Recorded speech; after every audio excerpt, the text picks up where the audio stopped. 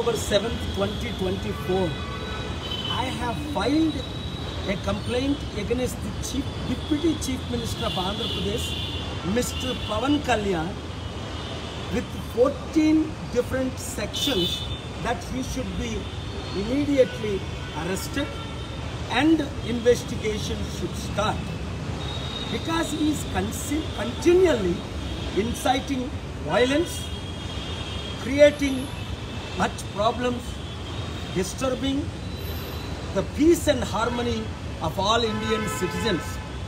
He is criticizing the honorable courts. He is fabricating and misleading, manipulating. Pawan Kalyan, do you think you can fool billion Hindus by claiming yourself as a Sanatan Dharma? You said many times you are Christian and Muslim, baptized, your wife baptized.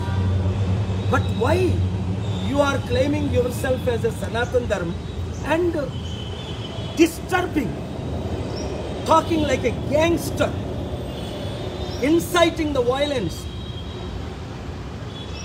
and creating all for political personal gain? You are not above the law. So this complaint I've just filed in Hyderabad Panjagota Police Station, copy to the President of India, Prime Minister of India, Chief Justice of India, my good friend Home Minister of India, Andhra Pradesh Governor, Speaker of Andhra Pradesh, and CBI investigation to immediately file the FIR and start the investigation with evidence under 14 different sections. ఈ రోజు October 7, 2024లో 40 సంవత్సరాల నుంచి నేను ఎప్పుడు police స్టేషన్కి ఇక్కడికి రాలా. 1-2 times డీజీపీని కలిసా.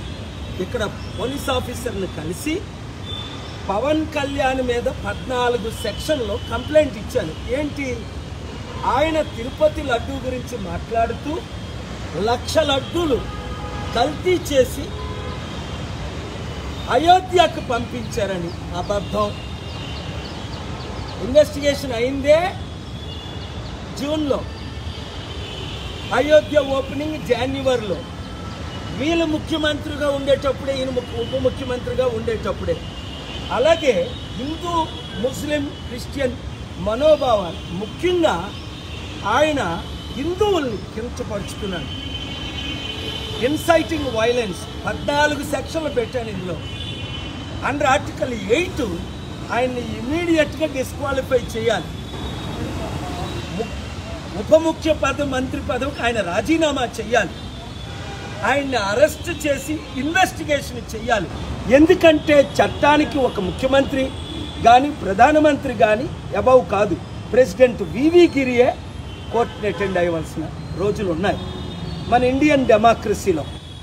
కనుక ఈరోజు నేను 40 సంవత్సరాల తర్వాత నేను పోలీస్ స్టేషన్కి ఇక్కడ హైదరాబాద్లో నేను ఇక్కడ ఉంటున్నాను. వచ్చి కంప్లైంట్ ఇచ్చింది ఏంటంటే తక్షణమే ఆయన నోరు మూయించాలి.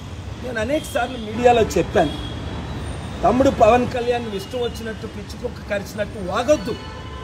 ఏయో మాట్లాడుతున్నావు, అవన్నీ రాంగ్. నీకు ఎవరు స్క్రిప్ట్ ఇస్తే అది ఈ సినిమా ఫీల్ లాగా నువ్వు చదివేస్తున్నావు, అది చట్ట విరుద్ధం. అవన్నీ రుజువులతో సహా ఈ కంప్లైంట్ ఇవ్వడం జరిగింది. తక్షణమే న్యాయం జరుగుతుందని నేను ఆశిస్తున్నాను. తద్వారా 145 కోట్లు భారతీయులకు, ముఖ్యంగా 100 కోట్లు హైందవులు మనోభావాలు దెబ్బతీశాడు. తిరుపతిని డిఫేమ్ చేశాడు, లడ్డూని డిఫేమ్ చేశాడు, ఫ్యాబ్రికేటెడ్ ఎవిడెన్స్ లేకుండా మిస్లీడ్ చేశాడు. నువ్వు అనుకుంటున్నావా పవన్, నువ్వు నేను సనాతన ధర్మం అంటే ఎవడైనా నమ్ముతాడా? నువ్వే అన్నావు నేను క్రిస్టియన్ని బాప్తిజం తీసుకున్నానని. మొన్నే నువ్వు రిజిస్టర్ చేయించావు నీ కూతురు హిందూ క్రిస్టియన్ అని. సనాతన ధర్మం అయితే ఇవన్నీ విరుద్ధులు కదా. ఎవరో క్రేజీ వాళ్ళు తప్ప ఎవరు నిన్ను నమ్మరు. నేను ముస్లిం గౌరవిస్తున్నాను అన్నావు, బీఫ్ తింటాను అన్నావు. స్వామి వివేకానందన్ నువ్వు మిస్లీడ్ చేస్తున్నావు. కనుక తక్షణమే నువ్వు ఉప ముఖ్యమంత్రి పదవికి రాజీనామా చేయాలి. ఆంధ్రప్రదేశ్లో స్పీకరు, ఆంధ్రప్రదేశ్లో గవర్నరు, అలాగే దేశ ప్రధానమంత్రి, home minister, president, honourable chief justice, CBI అన్ని ఇన్వెస్టిగేషన్స్ స్టార్ట్ చేయమని ఇక్కడ పోలీస్ కంప్లైంట్ ఇచ్చారు. Thank you very much.